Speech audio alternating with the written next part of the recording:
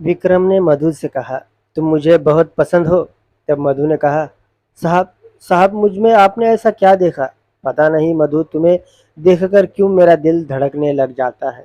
पर साहब, मैं तो सिर्फ एक काम वाली बाई हूँ। आपका और मेरा संगम नहीं हो सकता। आप मेरे बारे में जानते नहीं।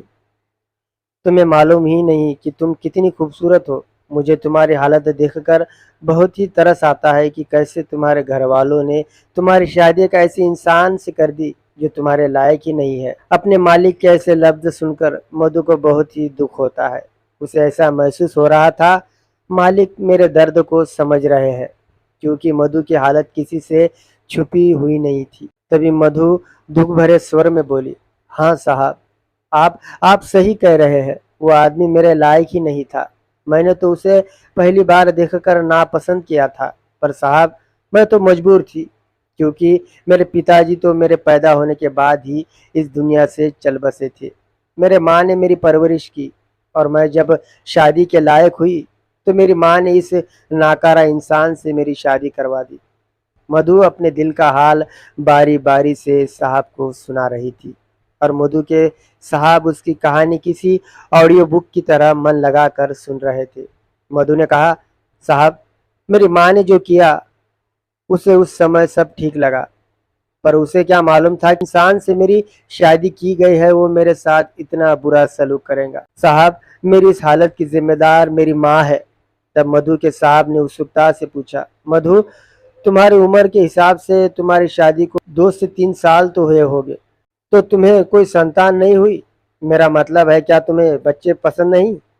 मधु ने कहा, साहब, आखिर बच्चे किसे पसंद नहीं होते? मेरा भी सपना था।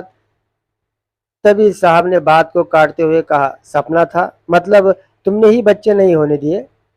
हाँ साहब, मैंने ही बच्चे नहीं होने दिए। मेरा भी सपना था कि मेरा भी बच्चा हो। ये सपना तो हर औरत का होता है। पर पर क्या मधु? साहब ने फिर उत्सुकता से पूछा।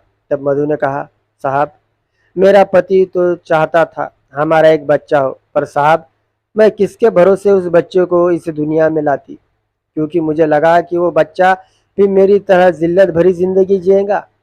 जिन हालातों का सामना मैं कर रही हूँ साहब, क्या वो भी इन हालातों का सामना करे? जैसे मैं मेरी माँ को दोष दे रही हूँ, क्या वो भी मुझे दोष दे? आप तो जानते हैं साहब, मेरा पति तो नाकारा है। उसने आज तक मेरे लिए कुछ नहीं किया, तो वो अपने बच्चे के लिए क्या कर सकता है? इस कारण से ही मैंने बच्चा नहीं होने दिया। उसका दिन तो शराब के साथ ही शुरू होता है और शराब के साथ ही खत्म। तो फिर मैं कैसे? और फिर मधु की आंखों से आंसू बहने लग जाते हैं। तब साहब उसे दिलासा देते हुए कहते हैं, मधु, तुम रो मत। देखो मधु, रोने से तकलीफें कम तो नहीं होती। मधु, मैं समझ सकता हूँ तुम्हारी इन तकलीफों को। तुम्हारे साथ तुम्हारी माँ ने बहुत ही बुरा सलूक किया है। साहब ऐसा मधु से कह रहे होते हैं, तभी उनके दरवाजे पर दस्तक हुई। उसके बाद साहब दरवाजे के पास गए और उन्होंने दरवाज़ा खोला। जैसे ही उन्होंने दरवाज़ा खोला तो देखा कि मधु का शराबी पति आया था मधु को लेने के लिए। मधु का पति साहब से कहता है, साहब, मेरे बीवी को भेजिए, मुझे उससे बात करनी है। इतनी देर क्यों हो गई आज उसे? तभी साहब उससे कहते हैं, अभी वो निकलने वाली है, तुम रुको, मैं उसे बुला कर लाता हूँ। तभी साहब ने मधु के पास जाकर कहा, मधु, तुम्हारा पति आया है तुम्हें लेने के लिए। फिर मधु अपने आंसू पोंछते हुए उठी और पति के पास गई। तब उसका पति उसे जोर जोर से गालियां दे रहा था और कह रहा था, तुम घर चलो, आज मैं तुम्हारी अच्छी तरह से खातिरदारी करता हूँ।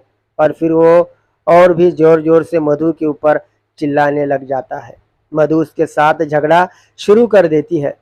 उसकी बातों का उसे बहुत ही गुस्सा आता है और उसके बाद उसे वो थप्पड़ जड़ देता है। तभी साहब उसे वहां से निकाल देता है और कहता है, तुम्हें शर्म नहीं आती? जो पत्नी तुम्हारा पेट भरने के लिए लोगों के घरों में झाड़ू पोछे का काम करती है, तुम्हारे शराब का खर्चा उठाती है, और तुम उसे ही मार रहे हो? निकल जाओ यहाँ से, वरना तुम्हें पुलिस के हवाले कर देंगे। ये बात सुनकर मधु का पति वहां से फरार हो जाता है। और फिर साहब मधु को दिलासा देते हुए कहते हैं, मधु, जो तुम कह रही थी वो सब सही है। आज मैंने देखा कि तुम्हारा पति कितना घटिया इंसान है। मुझे हैरानी हो रही है कि कैसे तुमने ऐसे आदमी के साथ 2-3 साल कैसे निकाले।